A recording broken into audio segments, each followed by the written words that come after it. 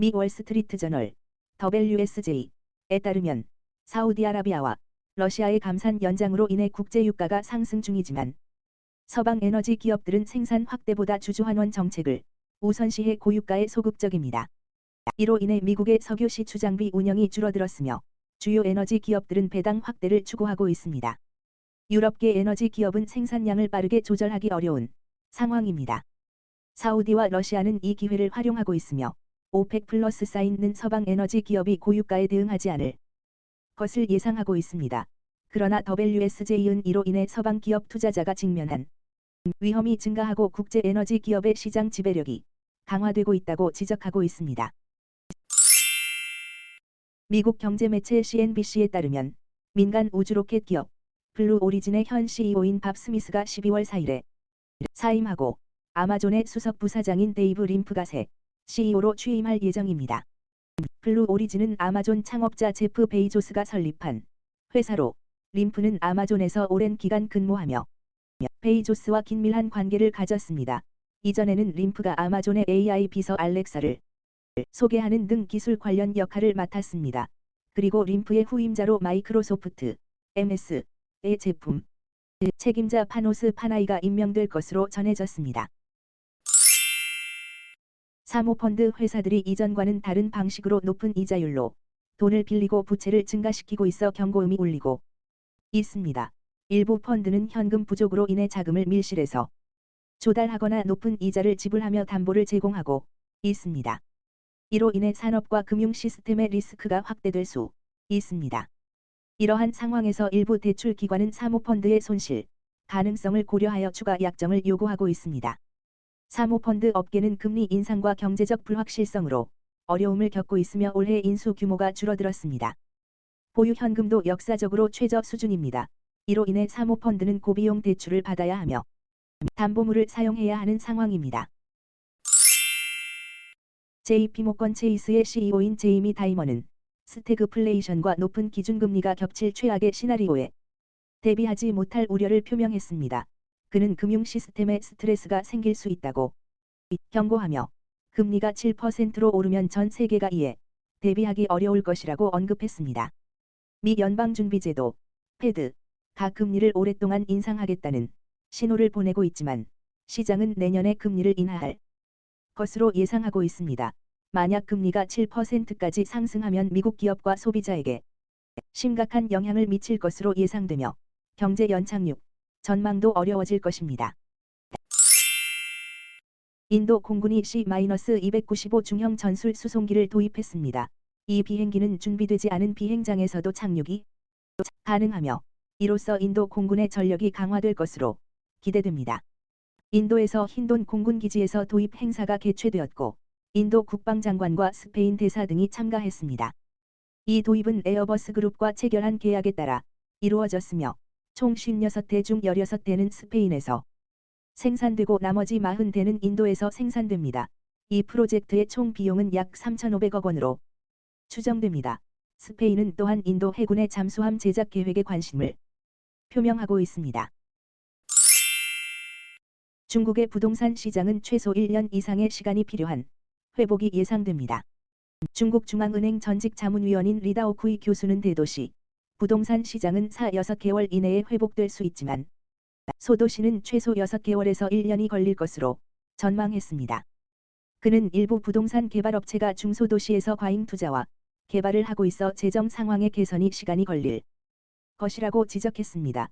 리 교수는 부동산 업체를 보호하기 위해 약 1조 위안, 약 18조 4천억 원의 자금이 필요하며 중국 중앙은행이나 금융감독기구와 협력하여 대출을 제공하는 방안을 제안했습니다.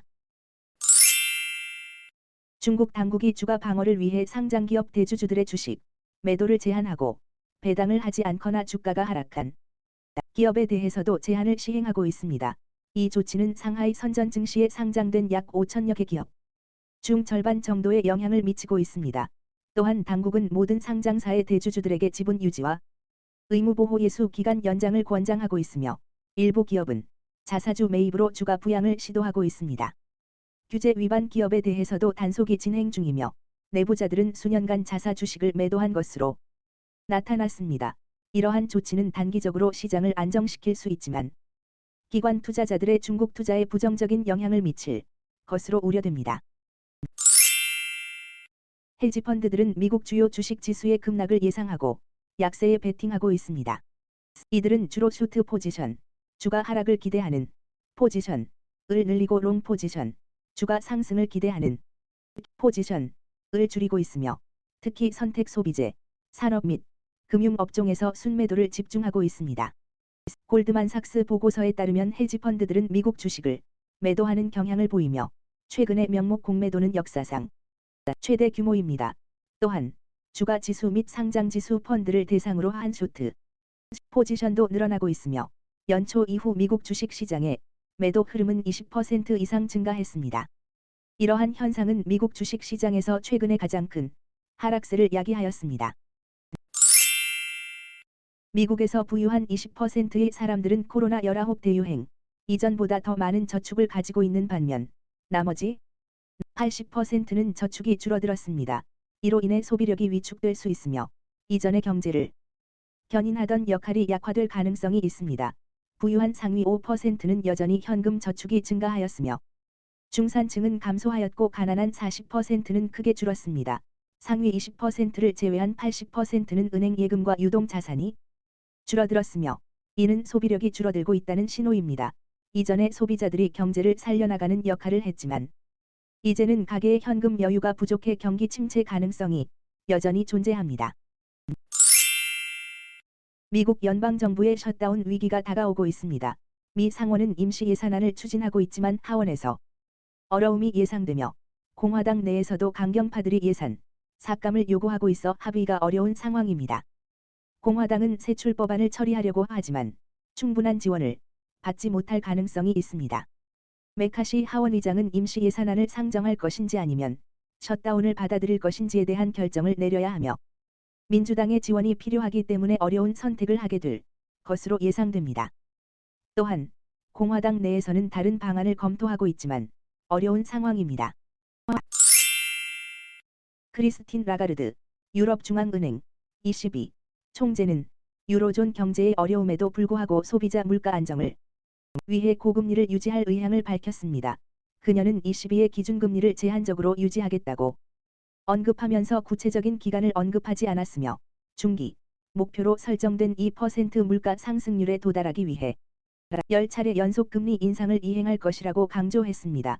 그녀는 인플레이션을 목표치에 빠르게 되찾는 것이 경제의 안정과 대출자들의 이익에 도움이 될 것이라고 언급했습니다.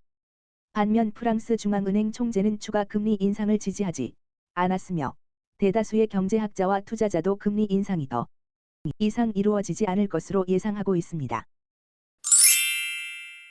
중국 부동산 기업 헝다, 항대 에버그란데 그룹의 주요 계열사가 7천여억 원 규모의 채무를 상환하지 못하고 전직 임원들이 당국의 구금돼 조사를 받고 있습니다. 이로 인해 헝다의 경영난이 계속되고 최근 연이은 문제로 인해 헝다의 미래가 불확실성에 직면하고 있습니다. 헝다 부동산은 채권에 대한 원금과 이자 40억 위안을 상환하지 못했으며 채무 구조 조정에도 어려움을 겪고 있습니다. 또한 전직 임원들 중 일부는 재무 조작 혐의로 구금돼 조사를 받고 있습니다. 헝다는 해외 채권단과의 합의가 없다면 청산 위기에 직면하고 있으며 주식 시장에서도 주가 하락이 나타나고 있습니다. 세계 경제는 성장 둔화 조짐을 보이며 코로나19 이후 가장 빠른 속도로 세계 교역이 감소하고 있습니다. 금리 인상 신호도 나타나고 있습니다.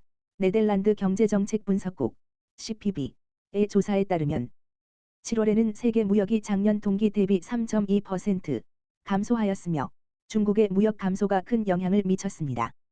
미국과 일본은 일부 증가를 기록했지만 유럽은 수출이 감소하였습니다. 글로벌 상품 수출 수요는 팬데믹 동안 호황을 누렸으나 인플레이션 상승과 금리 인상, 경제 재개에 따른 자국 내 서비스 지출 증가로 인해 약화되고 있습니다. 이러한 악화는 전 세계에서 나타나고 있으며 미래 몇 개월 동안 세계 무역은 예상대로 약화될 것으로 보입니다.